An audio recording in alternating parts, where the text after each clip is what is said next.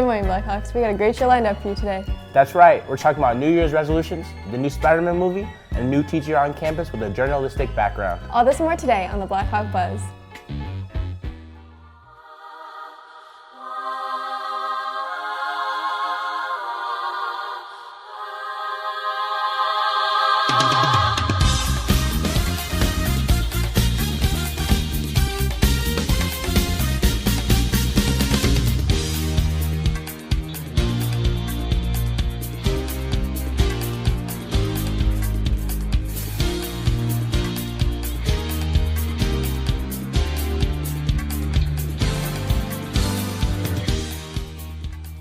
Good morning, Blackhawks. I'm Eric Walker. And I'm Ashley Cheney. And you're watching the Blackhawk Buzz. Are you a fast runner or an amazing thrower? Want to join a super fun group? Unified Track is looking for individuals to join the team. Please see Coach Larson or Miss Redmond if you're interested. Seniors, as we begin to prepare for the end of the year ceremonies to celebrate all your wonderful accomplishments, please submit your scholarship and acceptance information to Miss Wise and Miss Zellner via email or a photo of the letter with any scholarship information. If you are not planning on attending a university or college, please submit any acceptance letters or scholarships you have received as well. Spider-Man: No Way Home is one of the most popular movies in theaters right now. In fact, the film has grossed $668 million in North America alone. With such popularity, Mariah Makesha went around campus to ask students and teachers about their opinion on the film.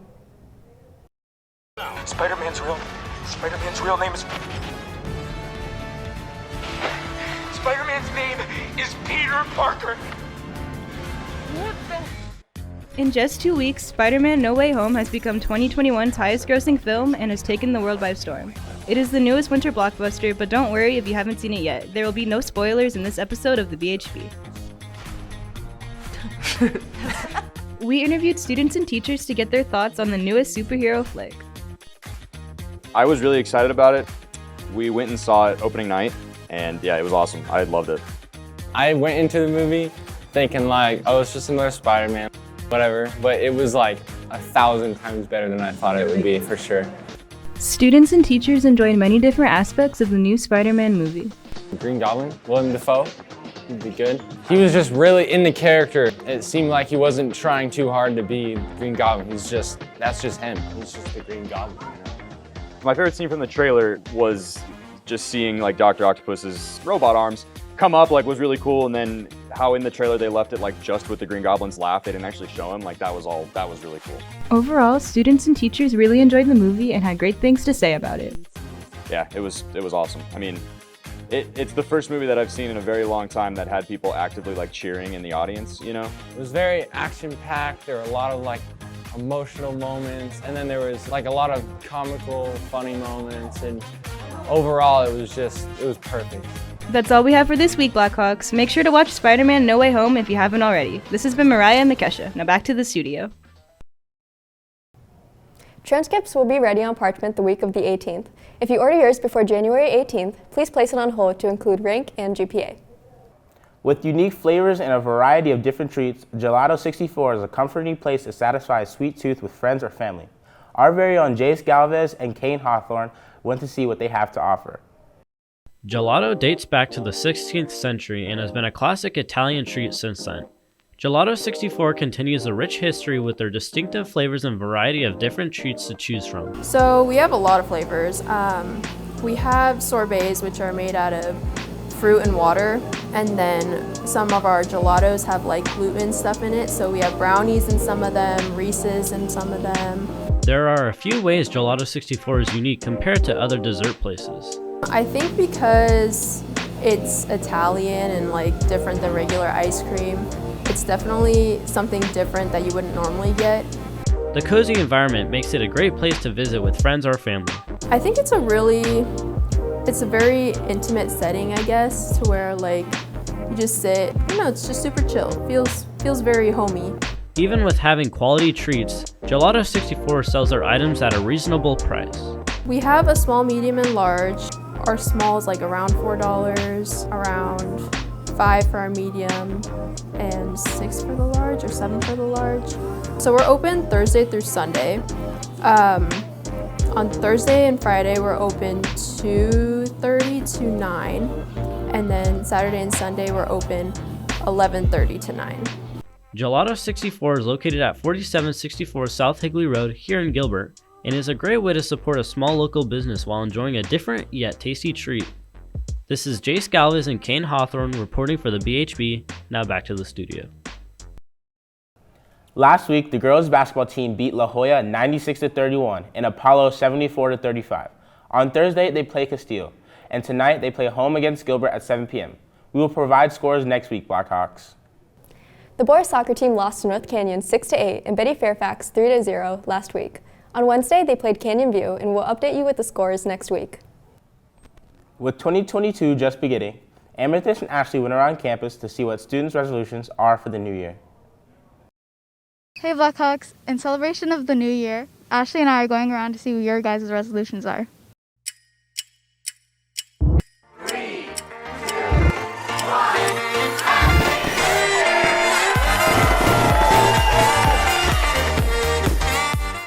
Okay, what are your New Year's resolutions?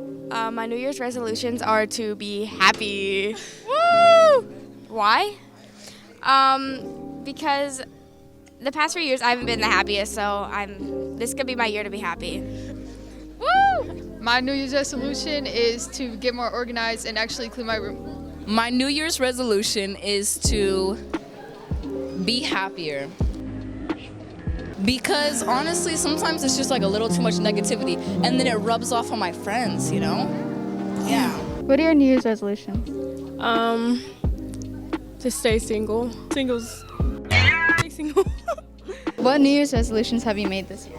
I'm trying to not procrastinate as much, and I want to draw more. Survive school. Hi. What's your New Year's resolution? It is what it is. To keep my goldfish alive. To make more money. The main one would be get a full 8 hours of sleep. To be more productive. My New Year's resolution would be to be kinder to myself. To be more social. My New Year's resolution is to read 50 books this year. Wait, I need to think. A few minutes later.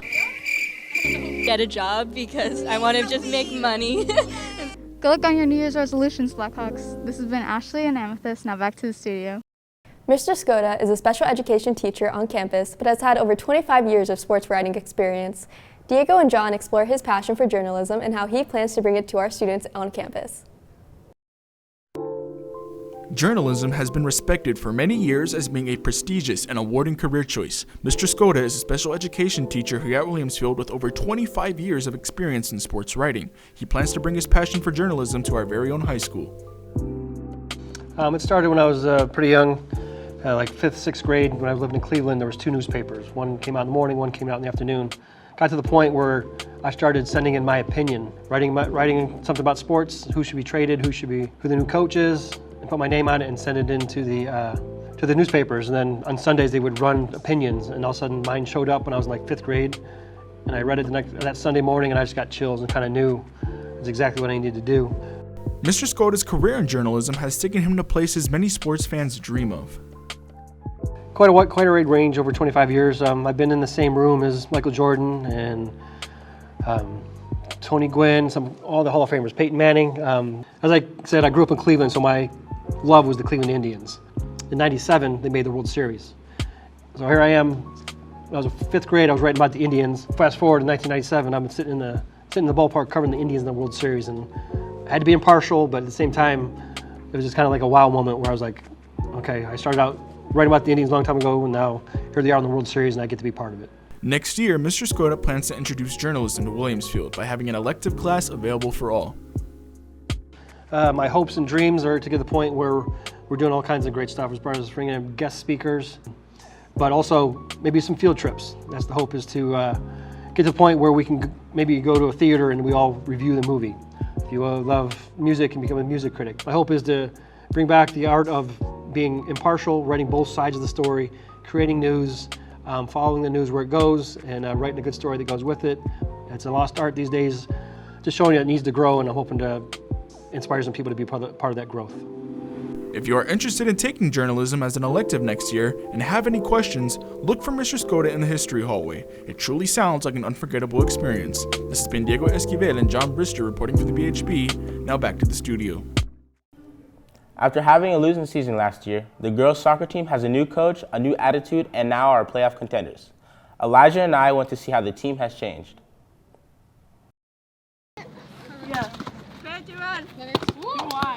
After coming off of a couple losing seasons, the girls' soccer team hopes to find success in the new head coach, Kieran Wall.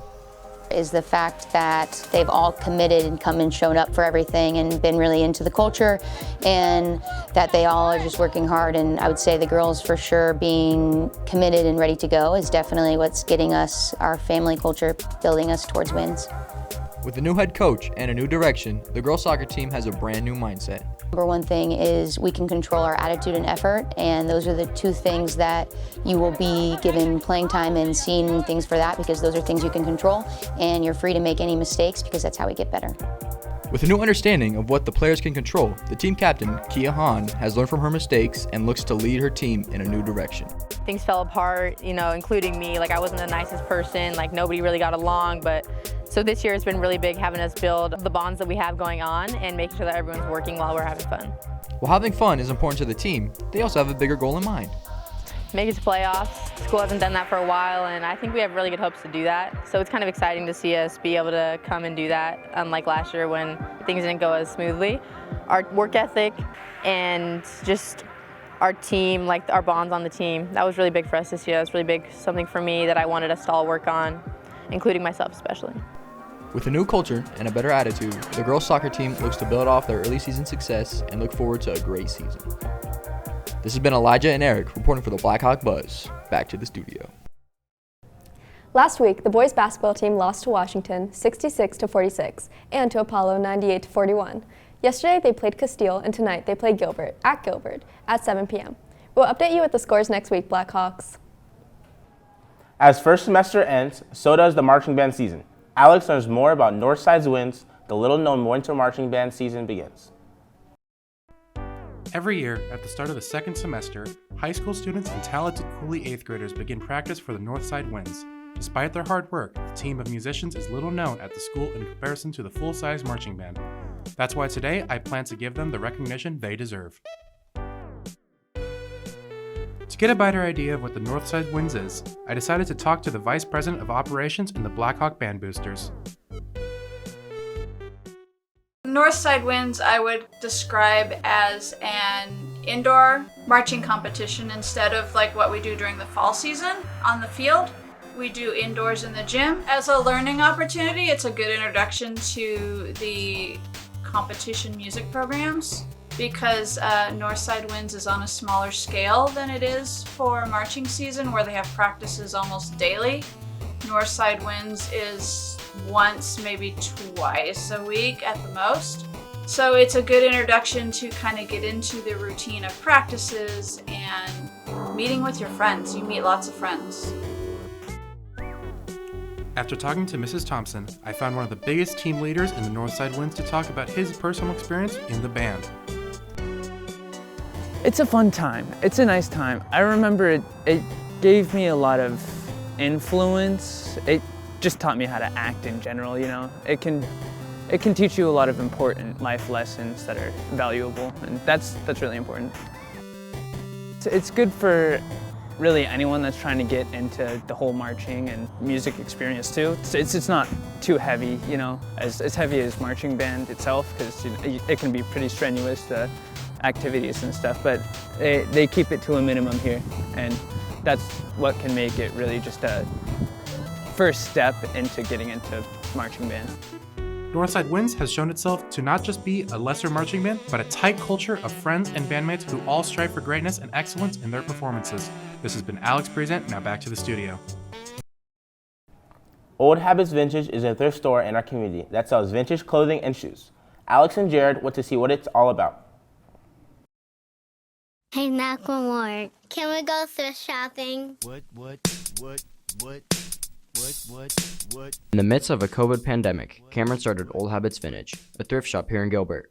My name's Cameron, and I own Old Habits. I came up with the idea from pretty much a lot of my friends open stores out in Phoenix and stuff, and I've been selling clothes for a couple of years, 5-6 years now, so just wanted to open some up in Gilbert because there's nothing out here. Everything up on the wall is more like the more expensive items in here, of course. I mean, t-shirts can go from $2 to $1,000, you know? But I mean, overall, the stuff on the wall is pretty expensive, but there's still a lot of affordable stuff. With many popular thrift stores all around town, he told us why you should come to Old Habits instead of other thrift stores. People should come here compared to other thrift stores. So here, it may be a little more expensive, but the things in here are already picked out for you. Like if you can go to 10 Goodwills, and then you'll find maybe one of the shirts that are in here, and it'll be a good deal. But if you come here, you're like guaranteed to at least like something. With thrifting at an all-time high, they explained to us why you should come to Old Habits instead of shopping retail. People should shop Secondhand things because a lot of people don't think of it always will hold its value. If you come here and buy a shirt for 30, 40 bucks or 20 bucks, you could always sell it again and it'll always hold some type of value versus if you go to Tilly's or Urban Outfitters, you buy that shirt, you wear it, you're over it, no one wants it. I did not expect to get as big as it is right now. It's kind of hard to keep up with how much stuff we have to keep in here, which is a good issue to have. I feel like Gilbert needed it. If you would like to visit Old Habits Vintage, it is located at 1661 South Val Vista Drive. This has been Alex Stone and Jared Gunnell. Now back to the studio. That's all we have for this week, Blackhawks. Have a great weekend. Stay tuned for our next episode and be sure to check out any old stories or segments on our YouTube channel. That was a great take. That was a great take, yeah. That was a great take. For sure, for sure. I think they're taking it.